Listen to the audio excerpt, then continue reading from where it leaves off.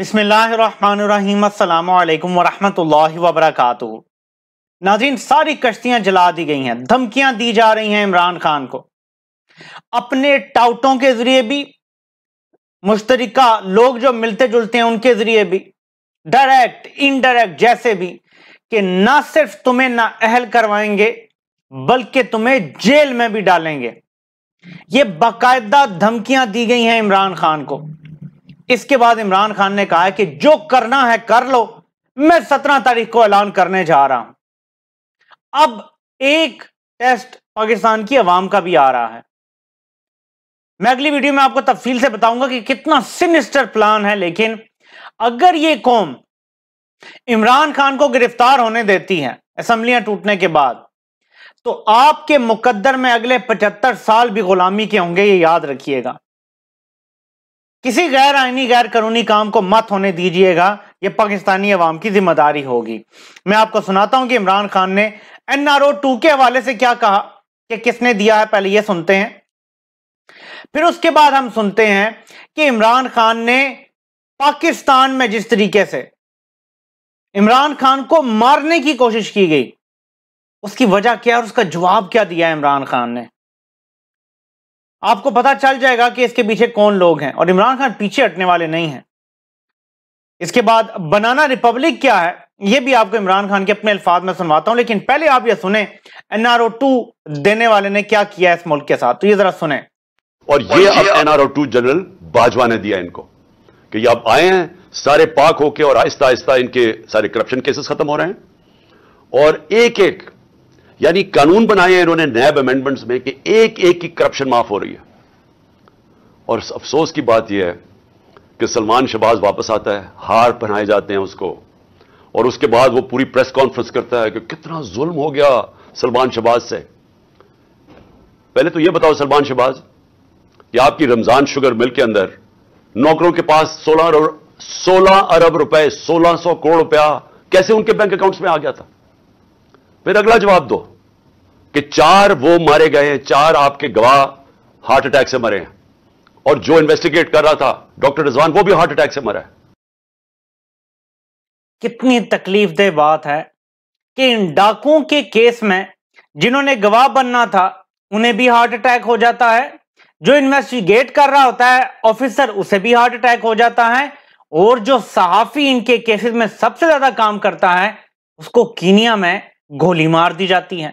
क्या इत्तेफाक है, और उसके बाद पूरा खानदान पाकिस्तान पहुंच जाता है। आपको लगता है ये महज इत्तेफाक है? इसका जवाब जरूर कमेंट में दीजिएगा। अगली बात सुने जरा, कातिलाना हमला जो इमरान खान पे किया गया, वजह बताइए इमरान खान ने कि क्यों ये कातिलाना हमला मेरे ऊपर हुआ था, मेरा मुंह बंद करने के लिए। ये मुंह नहीं बंद होने लगा। ये जब तक मैं जिंदा हूं मैं इस मुल्क के लिए खड़ा हूंगा, इस मुल्क की आवाज बुलंद करूंगा। मैं किसी सूरत से अपनी आवाज बंद नहीं करने लगा। और मैं ये चाहता हूं कि अगर कोई इदारे के अंदर काली भेड़े हैं तो इदारा अपना वकार ऊंचा करता है जब उनके अगेंस्ट एक्शन लेता है। ये नहीं कि जो बात करता है उनके ऊपर कार्रवाई शुरू कर दे, जो कि आजम स्वाति से खास तौर पे हुआ है। और जो सबसे अहम बात इमरान खान ने की है, जो मैं चाहता था कि इमरान खान करें जमहूरियत के हवाले से, मैंने उनको टैग भी किया था ट्विटर में। इमरान खान इस्टेब्लिशमेंट से मदद नहीं मांग रहे। कुछ लोग कहते हैं जी आप कहते थे न्यूट्रल जानवर होता है। वो इमरान खान ये कह रहे थे कि जब इमरान खान से मिलते थे तो कहते थे जी हम न्यूट्रल हैं। अंदर खाने चतरोल भी कर रहे हैं, केसेस भी बना रहे हैं, सारे इत्तेहादियों को भेज रहे हैं, दूसरी तरफ हुकूमतें बनवा रहे हैं। शहबाज शरीफ के पीछे डंडा रखा हुआ ताकि वो गिर ना जाए, क्योंकि अकेले तो उसमें तप्पड़ नहीं है खड़े होने की। इमरान खान ये कह रहे थे कि न्यूट्रल जानवर होता है, मतलब उनको टॉन्ट कर रहे थे कि तुम हमें न्यूट्रल कह रहे हो, हरकतें देखो कर क्या रहे हो, मतलब बिल्कुल ब्लेटेंट झूठ बोला जा रहा था। तो आज इमरान खान ने ये क्लियर कर दिया बात। क्या कहा है? इस्टेब्लिशमेंट से मैं कोई मदद नहीं मांग रहा, इस्टेब्लिशमेंट न्यूट्रल हो जाए ये उनके लिए बेहतर है, उनके अपने वकार के लिए बेहतर है कि वो न्यूट्रल हो जाए, क्योंकि जिस वक्त इस्टेब्लिशमेंट न्यूट्रल हो जाएगी कोई वजह नहीं है कि शहबाज शरीफ की हुकूमत 48 घंटे भी निकाल जाए, कोई वजह नहीं है। कोई लॉजिक नहीं कहता कि MQM पीपल्स पार्टी के साथ इत्तेहाद में बैठी हो, कोई लॉजिक नहीं है इसके पीछे, हो ही नहीं सकता। इनकी आपस में ऐसी लड़ाई है कि आप सोच नहीं सकते। कराची के वोटर के एतबार से बात कर रहा हूं, जो पीपल्स पार्टी को वोट देने वाला है, जो MQM को वोट देने वाला है, अगर ये इत्तेहाद कर लें तो वो वोट देगा, इनके उम्मीदवार को नहीं देगा, यह आपको पता होना चाहिए। लेकिन वो खड़े हुए हैं उधर ही। बलूचिस्तान की जो पार्टियां हैं वो खड़ी हुई हैं इसी तरह। उनका क्या मफाद है आप मुझे बताएं? कोई मफाद नहीं। तो जैसे ही इस्टेब्लिशमेंट न्यूट्रल होगी मसला हल हो जाएगा। तो बनाना रिपब्लिक क्या होता है, और मैं रेटिंग देख रहा था, रूल ऑफ लॉ में जो सबसे ऊपर मुल्क है, सबसे खुशहाल भी वही है। पाकिस्तान रूल ऑफ लॉ में कहां है, करप्शन में कहां है? जो मुल्क इसमें बेहतर हैं वो सारे खुशहाल हैं। जो रेटिंग आप निकाल लें, पाकिस्तान आजादी सहाफत में अफगानिस्तान से भी नीचे चला गया है, लेकिन आजादी सहाफत में भी जो मुल्क सबसे ऊपर है ना, स्कैंडिनेवियन कंट्रीज हैं, वो खुशहाली के एतबार से भी सबसे ऊपर है।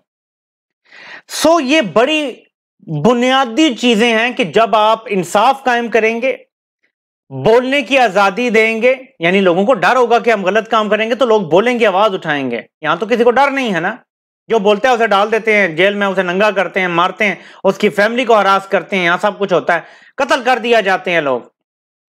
सो बोलने की आजादी होगी, कानून की बालादस्ती होगी, इंसाफ होगा, और हकीकी मानों में जो असल जमहूरियत है, ये नहीं ये जो पाकिस्तान में डगोसला चल रहा है, असल जमहूरियत होगी तो मसला हल होगा। तो इमरान खान बनाना रिपब्लिक के हवाले से थोड़ी सी बात की मैं चाहता हूं आप ये सुने। मैं सबसे पहले जो इशू आज उठाना चाहता हूं वो ये, और मैं ये अपने सारी 70 साल जिंदगी के तजर्बे से एक चीज कहना चाहता हूं कि जो आज पाकिस्तान में हो रहा है, जिस शर्मनाक तरीके से बड़े बड़े डाकुओं के केसेस माफ किए जा रहे हैं, मैं आपको यकीन दिलाता हूं कि मैंने अपने 70 साल में बनाना रिपब्लिक्स के अंदर ऐसी चीजें नहीं देखी। बनाना रिपब्लिक क्या होती है? बनाना रिपब्लिक वो होती है जिधर जंगल का कानून होता है, जिधर जिसकी लाठी उसकी भैंस होती है, जिधर ताकत की हुक्मरानी होती है, जिधर इंसाफ नहीं होता, जिधर रूल ऑफ लॉ नहीं होता। और आज मैं, क्योंकि मैं अपनी कौम की तरबियत भी करना चाहता हूं, मैं अपने नौजवानों की, मुल्क की 66-28 साल की उम्र से कम है, तो मैं उनको खास तौर पर मुखातिब हूं कि देखिए मेरे नौजवानों, कोई मुझे दुनिया में आज मुल्क बता दें जिस मुल्क के अंदर रूल ऑफ लॉ ना हो और वो खुशहाल हो, और कोई मुझे ऐसा मुल्क बता दे जिधर इंसाफ और कानून की हुक्मरानी हो और वो गरीब हो। ये आपको कहीं दुनिया में नहीं मिलेगा। जिन जिन दुनिया के मुमालिक के अंदर ताकतवर के मुजरमों के लिए एक कानून, जिस तरह मेरे नबी सल्लल्लाहु अलैहि वसल्लम ने कहा था कि जब ताकतवर चोरी करे तो उसको पकड़ो ना, उसको एनआरओ दे दो, और सिर्फ कमजोर गरीब लोगों को, चोरों को जेलों में डालो, वो मुल्क तबाह हो जाते हैं। हम तबाही के किनारे के ऊपर खड़े हैं। ये हाल है, और मैं आपको बता दूं कि आप रेटिंग्स देख लें, आपको पता चल जाएगा। तो अब आते हैं असल चीज की तरफ। इमरान खान ऐलान करने जा रहे हैं 17 तारीख को कि असेंबली कब तोड़नी है। अंदर की खबरें रखने वाले, जो आपको पता है कि अक्सर लोग होते ही हैं, सोर्सेज होते हैं लोगों के, वो ये कहते हैं जी कि 23 तारीख इमरान खान रखेंगे, यानी मैक्सिमम मौका देना चाहते हैं कि अगर किसने इस दौरान कोई बात करनी है, दोबारा वफाक भी तोड़ना है, सारा कुछ करना है, मतलब जो असेंबलीज हैं, तो फिर ठीक है, बात हो जाएगी, या कोई ऐसी होगी डेट मिल जाए या कुछ। ऐसे में पैगाम पहुंचाया गया है इमरान खान को मुबैना तौर पे कि आप वेट कर लें, तो 2-3 महीने पहले करा लेंगे, ठीक है, हम मई जून में तोड़ देंगे असेंबली, तब तक नवाज शरीफ आ चुके होंगे, थोड़ा हमें भी मौका मिल जाएगा। एक तो ये ऑप्शन है। एक ये कि लंबी केयर टेकर, अगर अभी करना है तो फिर केयर टेकर गवर्नमेंट चलती रहे और सितंबर अक्टूबर में इलेक्शन हो जाके, ये तो एक लॉलीपॉप है। तो इमरान खान ने हर किस्म की धमकी, धौंस और ये जो लॉलीपॉप दिए जा रहे हैं, इनको रद्द कर दिया है, और अब वो ऐलान करने वाले हैं। लेकिन अब कौम का बड़ा इम्तिहान शुरू होने वाला है। जो ताकत के असल मराकज हैं वो इलेक्शन नहीं चाहते इस मुल्क में, वो इमरान खान को किसी सूरत पावर में नहीं आने देना चाहते, तो वो इसलिए कुछ भी कर जाएंगे। कुछ भी से जब मैं बात करता हूं तो कुछ भी कर जाएंगे। वो एक अटेम्प्ट इमरान खान की जान पे हो चुकी है, लेकिन ये वाहिद और आखिरी अटेम्प्ट नहीं थी, ये याद रखिएगा। मैंने आपको पहले भी बताया था, मार्च अप्रैल में जब ये रजीम चेंज हुआ और अप्रैल में जब पाया तकमील तक पहुंचा, तो मैंने अप्रैल के एंड में वीडियो बनाई थी कि रजीम चेंज ऑपरेशन जब होता है, या जेल में डाला जाता है बंदे को, या जान से मारा जाता है। पॉपुलर लीडर को जिंदा या पॉलिटिक्स में, सियासत में नहीं रहने दिया जाता। वन और दी अदर लाजमी होता है। यह अब कौम ने देखना है कि जो ताकतवर लोग बैठे हुए हैं, क्या वो अपनी मनमानी करेंगे, या इस बार पहली बार अवाम अपनी मनमानी करवाएगी। ये आपने फैसला करना है।